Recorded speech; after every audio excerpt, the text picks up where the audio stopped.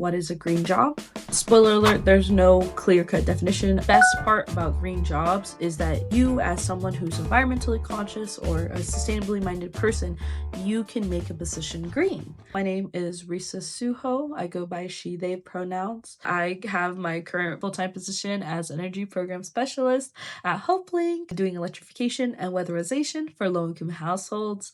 But I also have a side nonprofit that's fiscally sponsored called Rumo. And we work with green infrastructure to basically incorporate more green stormwater infrastructure in public spaces such as schools or with community organizations, and to basically incorporate more green infrastructure into just really urbanized areas because they're really lacking environmental resources to help them do that. Maybe you have like an idea of what kind of green jobs you're looking for. Maybe you're looking to go into resource management.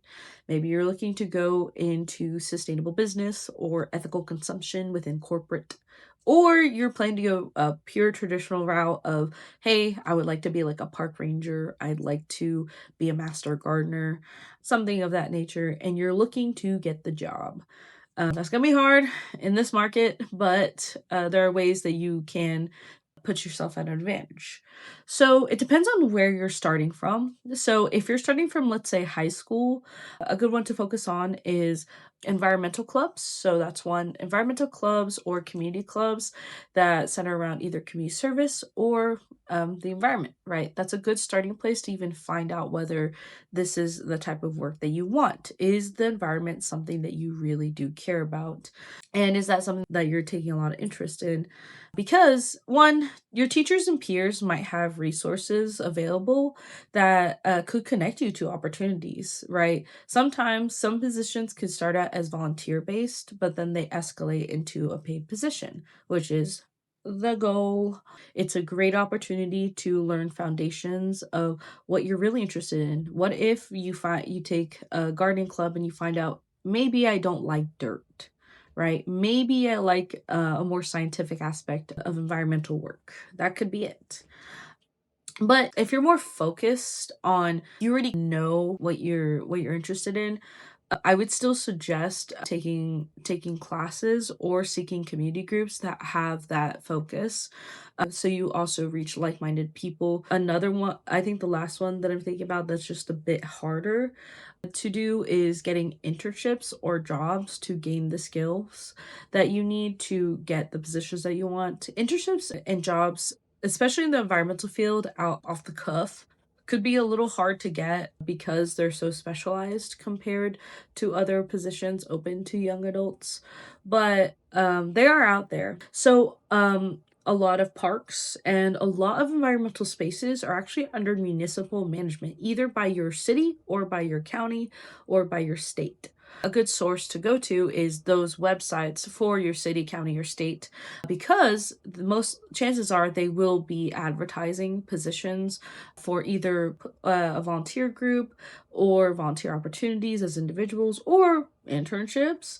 Those people managing these opportunities are people working environmental jobs. So this could be a great opportunity to get to know those specific people because they're working the job that you may want.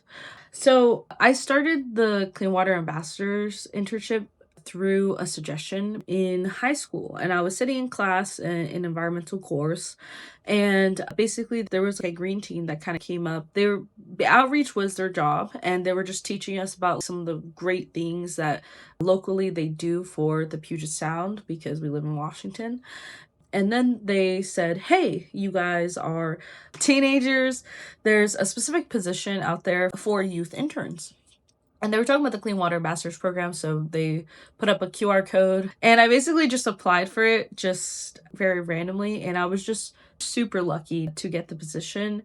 And during that time, I was still already taking environmental classes, and the Clean Water Ambassadors program ended up becoming my entryway into environmental work. Because even though I was already participating in the environmental club, even though I was already learning about it in class, it really doesn't compare to somewhere basically a job opportunity or an internship, because internships and those beginner entry level jobs or volunteer opportunities are specifically about job skill development. They put you in a professional position, which better prepares you for when you take on the position that you are wanting, or as a stepping stone towards the position that you're wanting. Is doing internship worth it? And should you think about joining the Clean Water Ambassadors? Yes. So a lot of the time that you spend are basically learning opportunities, and the professionals around you very much know that. And it's a fantastic position to be in if you're really just trying to ask a lot of questions. If you're super invested in the professionals around you, then you'll gain so much. But the Clean Water Ambassador program was especially fantastic because I was with basically 10 other peers, and it was great. They were my age. We varied from experiences, but we were all united by a similar passion in environmental work. And it was just great because they had questions that I didn't even think about yet that I wanted to know the answers to. They had skills that I could even learn that I didn't know I wanted. Of course, it was centered around clean water, but hey, water, that's everywhere. Are we talking about in the oceans? Yes. However, we're also talking about things in our natural watershed. So fresh water, right? Where fish and salmon and all these natural wildlife and keystone species exist off of. But guess what? Guess who also uses water? So us, people. We use it in cities. So a great part about Clean Water Ambassadors is that we're also learning about the municipal management of water, right? The usage of natural resources is such a huge part of environmentalism, and the Clean Water Ambassadors does a fantastic job of just expressing that, like, nature and environmentalism aren't antithetical to cities and people, right? Technology and innovation and all these high-tech, high-rise buildings are not separated from the environment. Even if you're entering a job that doesn't say environmental specialist or sustainable coordinator or something like that, you could still be an environmental person, right? If you have other professional interests, so for example, accounting, you could be an accountant for a sustainable nonprofit. Or if you're interested in supply chain management, then you yourself could look at supply chain management and say, hey, is there any way that we could make this more ethical to consume or ethical to dispose of within this production line or at the end of life of a certain product, right? Sustainable business can be a thing. There's a really big investment in circular economy right now, and a lot of businesses are trying to be more aligned with what is a circular economy. Environmentalism does not stop with a job, right? It stops with us and it starts with us. What are general skills good to acquire for green jobs? Environmental communication is one great skill. The ability to literally be able to communicate or break down environmental topics or issues in a way that's understandable to a person. The second one is basic data analysis. I think is always a really big one. You don't have to be a big STEM girly. I know I'm not. A lot of environmental work or analysis is based on data, right? Are keystone species population declining, right? How many people are impacted? We have to be able to use basic levels of data analysis, maybe to even feed into environmental communication, right? How do we take that information and make it palatable and understandable and accessible to our audience? Public speaking is another one that's really interesting.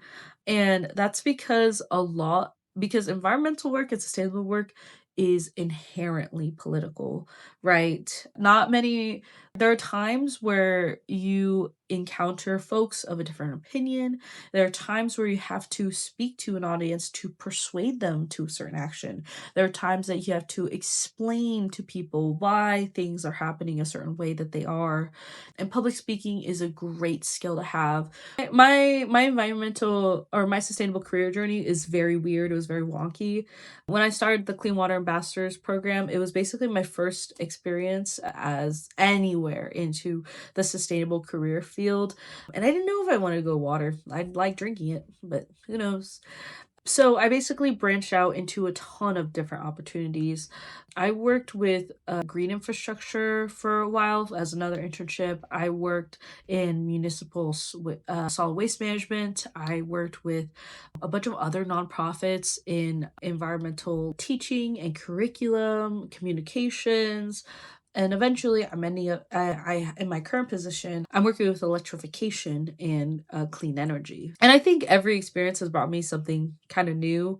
And if I were to personally recommend anything, I would say try a bunch of different opportunities, talk to a bunch of different other people, because you honestly never know what you might like. I think there's no clear trajectory of how to get these jobs. Don't always discount certain opportunities just because they don't fit within that specific definition of what is a green job for you. But yeah, that's it. Okay, this is very long.